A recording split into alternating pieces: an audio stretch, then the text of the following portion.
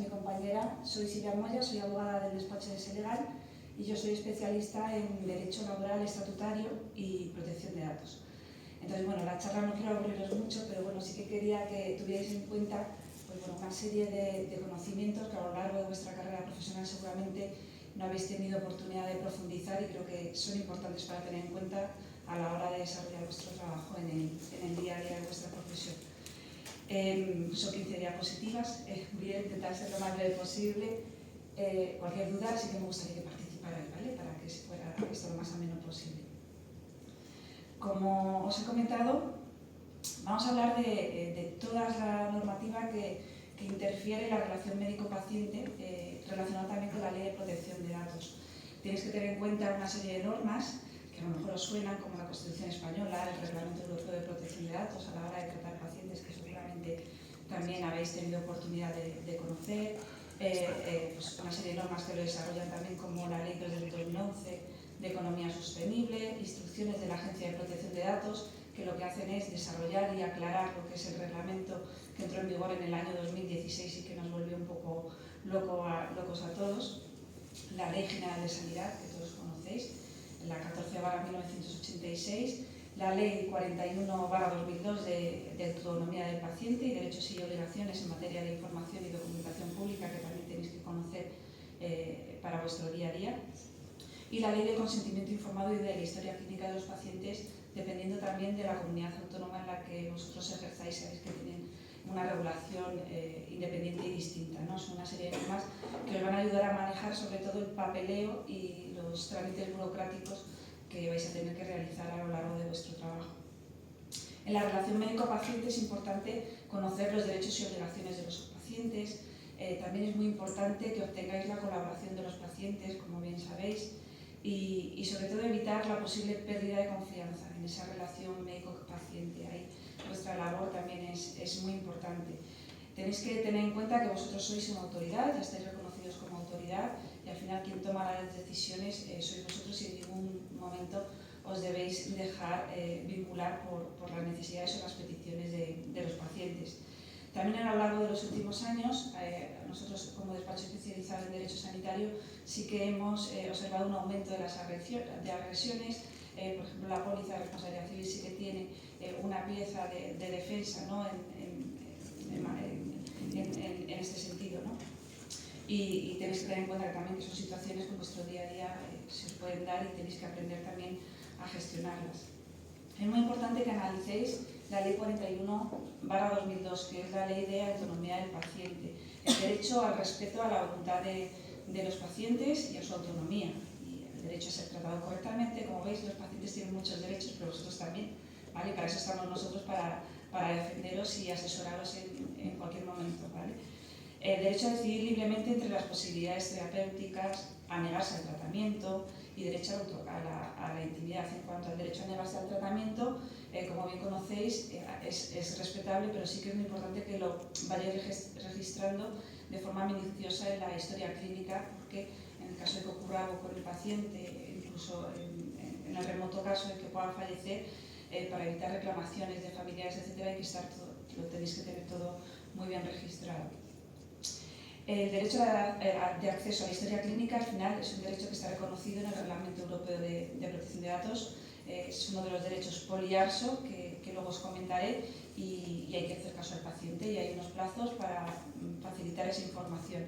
El derecho de acceso a la historia clínica es la petición de la historia clínica de los pacientes y no se lo podemos negar, ¿vale? Sí podemos prorrogar el plazo de entrega de esa historia clínica, pero en ningún caso se le puede negar, y esa demora en el plazo tiene que estar justificada, motivada, e igualmente se le tiene que dar una respuesta al paciente en los plazos establecidos.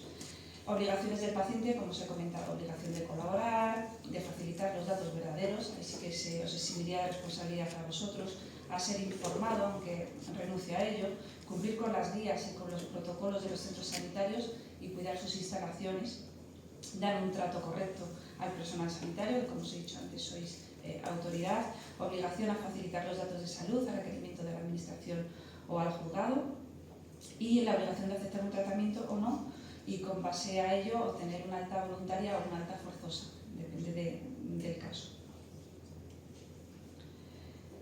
Es muy importante, como os estoy comentando, la colaboración del paciente para el buen fin del tratamiento. Por vuestra parte sí que tenéis que hacer todo lo posible para que el paciente colabore en este sentido y finalice los tratamientos para su pronta recuperación. Incidencias que pueden impedir el buen fin, pues la ocultación de datos de interés sobre la patología por parte del paciente, incumplimiento de las instrucciones prescritas por vosotros, abandonos de tratamiento por parte del paciente, la ruptura del nexo causal, que luego mi compañero tendrá la oportunidad de explicaros también, eso sanará también a lo largo de vuestra carrera profesional. También es muy importante, por eso os quiero dar unas pinceladas, la incidencia de la Ley Orgánica de Protección de Datos en el ámbito sanitario. Y en este sentido tenemos la historia clínica, que es todos los documentos que conforman la historia del paciente, ¿no? Nunca mejor dicho. La historia clínica está recogida en el artículo 9 del Reglamento de Protección de Datos. Y el Reglamento de Protección de Datos ya nos dice que son datos especialmente sensibles y son especialmente protegidos. Por lo tanto, la custodia y el tratamiento de los datos es muy específico. Igualmente que la infracción en el tratamiento de estos datos también las sanciones son mucho más elevadas precisamente por tratarse de datos especialmente protegidos. Y toda esta información personal y salud de los pacientes es lo que constituye la historia clínica y está definido en la Ley de Autonomía del Paciente que ya hemos comentado. Hay una serie de preguntas que seguramente que os surgen. ¿Quién tiene legitimidad? ¿Quién puede tratar los datos de salud de los pacientes? ¿Es necesario que el médico o el centro de salud sanitario pida el consentimiento al paciente o usuario para recoger y usar sus datos personales? Pues depende. En la sanidad privada siempre, ¿vale? Porque al final es un servicio que se está prestando, se rige por la ley también de consumidores y usuarios y siempre hay que prestar el consentimiento de los pacientes para poder hacer los diagnósticos y en ese sentido tratar a los pacientes que acudan a nuestro centro.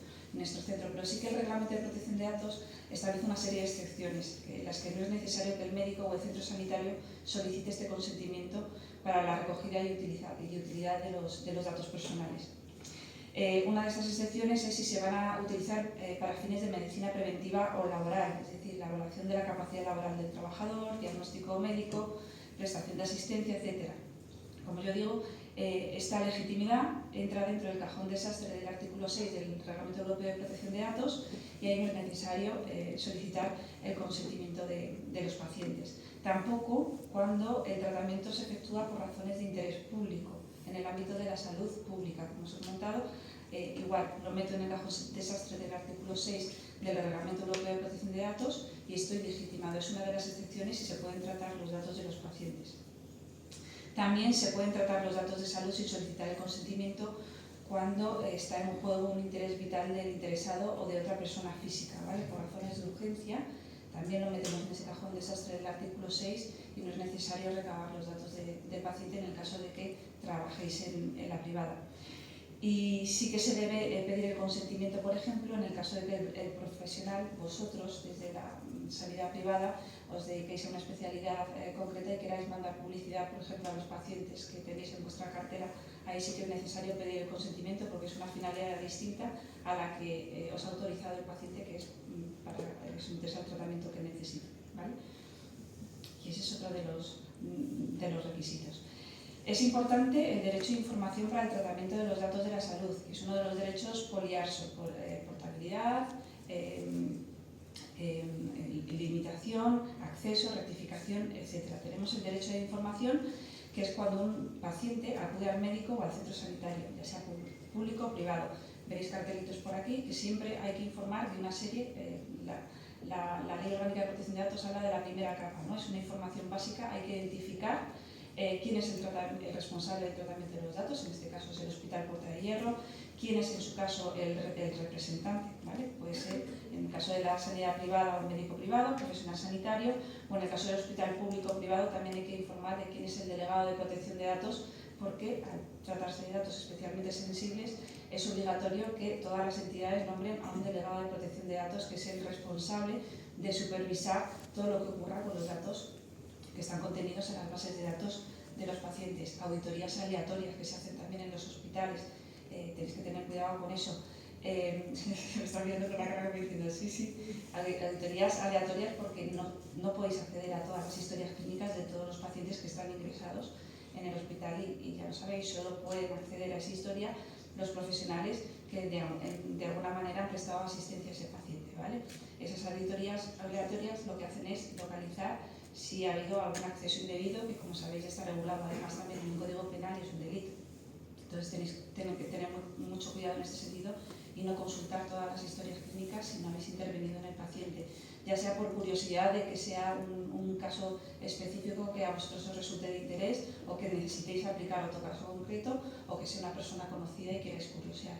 No se puede hacer, ¿vale? Ahora ya está tipificada como delito además, no solo conllevaría una sanción o un apercibimiento en este caso para el hospital y una sanción disciplinaria para vosotros como profesionales por haber incumplido en este sentido la norma. También hay que informar de la finalidad para la que se destinan los datos personales. Y los cartelitos que veáis por aquí por el hospital, pues veréis que la única finalidad es el tratamiento médico, ¿vale? Si quiero mandarle publicidad, es otra finalidad distinta y también habría que informar de ello, ¿vale? Y la base jurídica, pues es el consentimiento, el contrato, el ejercicio de una potestad pública, proteger intereses vitales de una persona, etc. Antes de la pandemia, una de las excepciones era el poder acceder a datos de carácter personal relativos a la salud de los ciudadanos por razones epidemiológicas. Sabíamos que nunca se había dado el caso y siempre, en todas las charlas, siempre que hemos estado formando a los profesionales, hablábamos de casos remotos que aquí no se dan en España, pero sí se dieron. Y sí se autorizó a las autoridades públicas a acceder a todo el listado de pacientes que habían de alguna manera padecido la enfermedad del COVID, ¿no? También hay que informar de los destinatarios. Si yo voy a destinar los datos de mis pacientes a determinados laboratorios para que analicen las muestras que yo estoy extrayendo, hay que informar del laboratorio que le voy a remitir esa información. El plazo durante el cual se conservarán los datos personales. El plazo siempre nos remitimos a las normas. En materia sanitaria siempre recomendamos que sea un mínimo de 5 años porque es el plazo además que tienen los pacientes para ejercitar la acción de responsabilidad civil y reclamar por la posible mala praxis que hayáis podido cometer en el ejercicio de vuestra actividad, ¿vale? Mínimo 5 años. Dependiendo de la comunidad autónoma, sí que en el caso de Galicia o Cataluña, etcétera, establecen plazos distintos para guardar las historias clínicas. Aquí nosotros el plazo general es el de 5 años.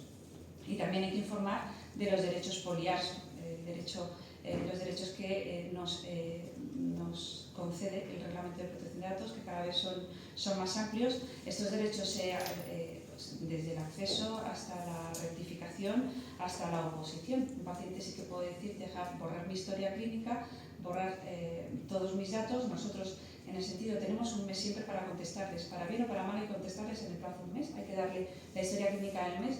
Y si yo no puedo facilitar esa historia clínica en el plazo de un mes, tengo que justificarlo, porque sea muy voluminosa, porque haya muchas pruebas que no se puedan facilitar al paciente de un día para otro. Eso hay que justificarlo. Como digo, es el plazo de un mes que tenéis para contestarle y en el caso de que no accedáis a eso, el paciente se irá a la Agencia de Protección de Datos para poner la correspondiente reclamación para decirles que no habéis contestado o que no le habéis facilitado en el plazo establecido toda esta información. Derecho de rectificación, igual hay que tener en cuenta todas las peticiones del paciente.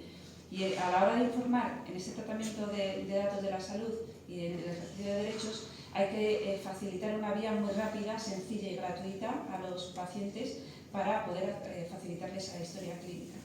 Normalmente se pone una dirección de correo electrónico, la dirección del DPO del hospital o del responsable de protección de datos del hospital, una cuenta de correo que sea lo más sencillo y fácil y gratuito para los pacientes. Pacientes que no tienen correo electrónico, pues por escrito o en mano, no sobre cerrado, ¿vale? Pero tiene que ser fácil. Es gratuita, pero hay ocasiones en las que determinadas pruebas diagnósticas se tienen que reproducir en determinados soportes y ahí sí que se puede cobrar al paciente, ¿vale? Pero normalmente siempre este derecho de acceso es gratuito. Cuestiones comunes al ejercicio de todos los derechos, pues que, como os he comentado, siempre hay que atender los derechos, ¿vale? Salvo que se acredite la imposibilidad. El plazo de un mes. La respuesta siempre por medios electrónicos, si es posible, y si no por otros medios. que detalle el interesado. Si no se tramita la solicitud, hay que informar en un mes acerca de las razones, porque si no tenemos a la Agencia de Protección de Datos que nos va a sancionar, o en vuestro caso, se os abrirá el correspondiente expediente disciplinario por no contestar. Y la gratuidad de las solicitudes, como también os he comentado. El acceso a la historia clínica se recoge en el Reglamento Europeo de Protección de Datos, en la Ley Orgánica de Protección de Datos de España, que desarrolla ese reglamento, y en la Ley de Autonomía del Paciente, que además establece una serie de particularidades, como es el caso de los pacientes fallecidos. Las personas vinculadas a él, que acrediten esa vinculación familiar, sí que pueden solicitar la historia clínica de los pacientes, ¿vale? Salvo que también hemos tenido casos que el fallecido expresamente deje por escrito o solicite a los profesionales que no faciliten su historia clínica o información a los familiares de ningún tipo en el caso de que fallezca, ¿vale? En este caso, vosotros, ¿qué tenéis que hacer? Pues recoger esa petición y esa voluntad del paciente en la historia clínica. Es lo único que podéis hacer. Si el paciente os lo manifiesta, se recoge la historia clínica y luego el responsable de protección de datos del hospital es el que decidirá, junto con el DPO, la información o no información que se le facilite a los pacientes. También hay derecho a la rectificación de la historia clínica, ¿vale? Pero claro, no se puede rectificar siempre que el paciente quiera, ¿vale? No se puede, sobre todo en médicos de atención primaria, pues se sienten muy presionados por el tema de las bajas, etcétera. No se puede rectificar la historia clínica si no estamos de acuerdo, ¿vale? No podemos acceder a esa petición y se tiene que justificar igualmente al paciente externo esta decisión.